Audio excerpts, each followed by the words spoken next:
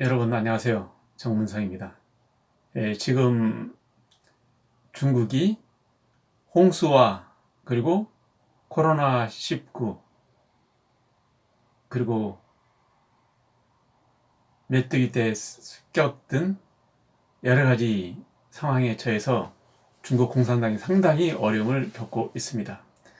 원래 중원 대륙은 태호 복희씨가 한국계 직계 제1대 선조 태호 복희씨가 BC 3500년경부터 바로 구주를 설치해가지고 중원 대륙 그 황하강과 양자강 주변 그러니까 그 약 3만리 강토를 통치했었는데, 그때 당시 태호 복희씨 당시에 홍수가 범람해서 그거를 통치하기 위해서 구주를 설치했습니다.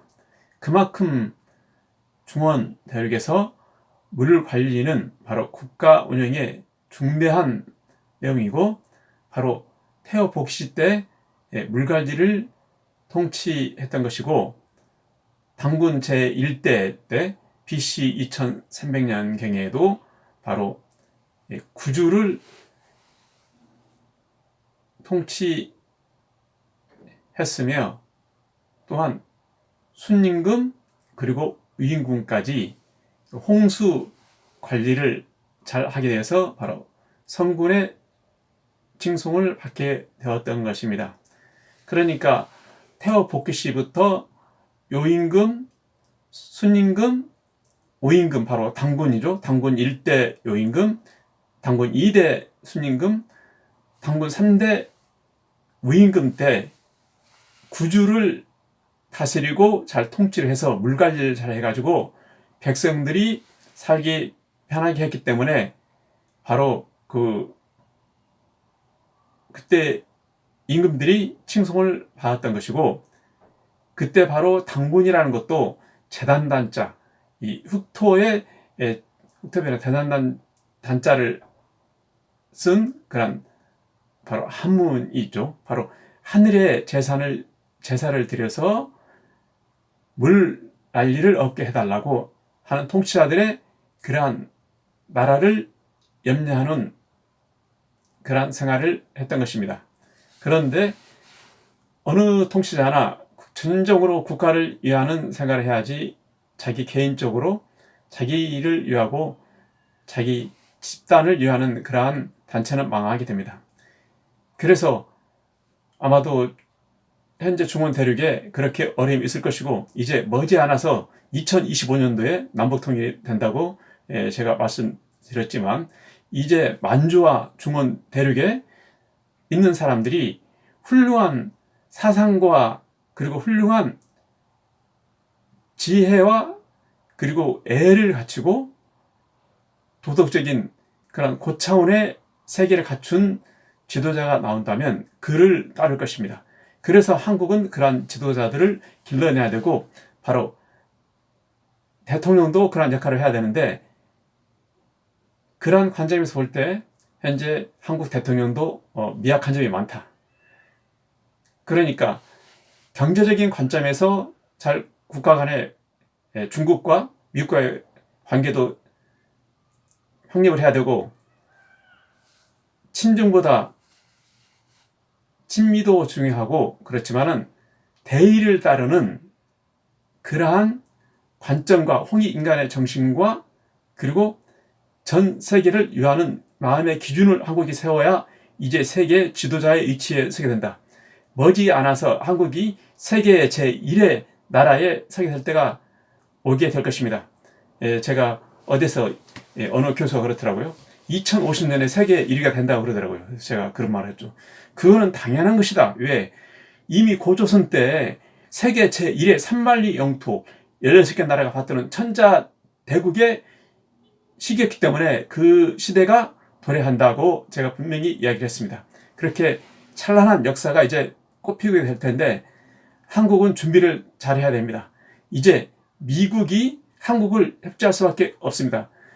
국제 정서학적 그리고 군사적 전략적 위치에서도 미국이 한국을 도와야겠지만, 정신적, 도덕적 그리고 인류의 섭리사적, 그리고 역사적 측면, 철학적 측면, 화학적 측면, 그리고 인류의 기원이 바로 천산 권륜을 중심으로 일어났기 때문에 다시 이쪽으로 기결될 수밖에 없고, 그 열쇠를 푸는 민족이 바로 한민족이다.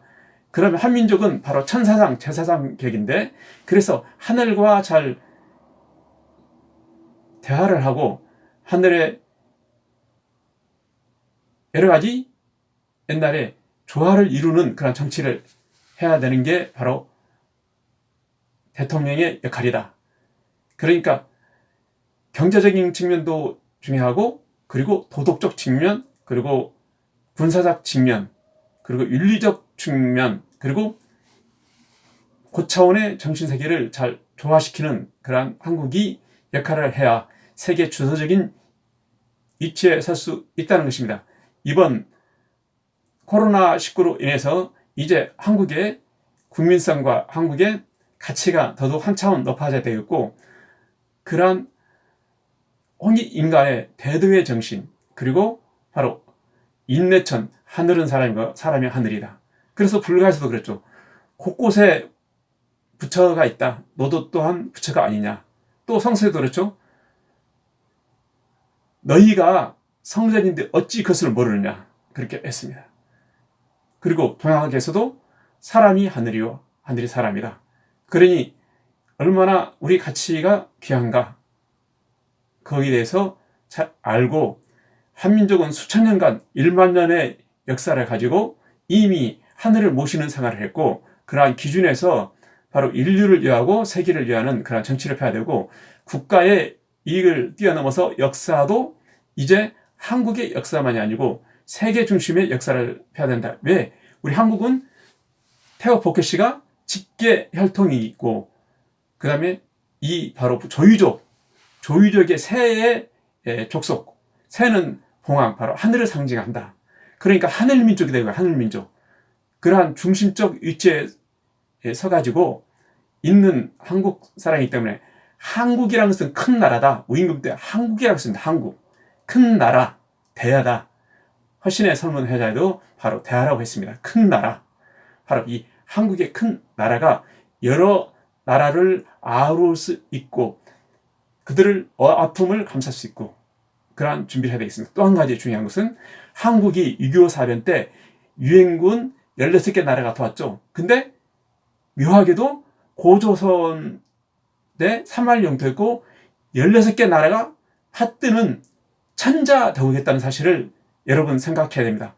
왜 16개 유엔국이 도왔겠습니까? 그는 이미 하늘의 수다, 4416, 운행수란 말입니다. 운행수.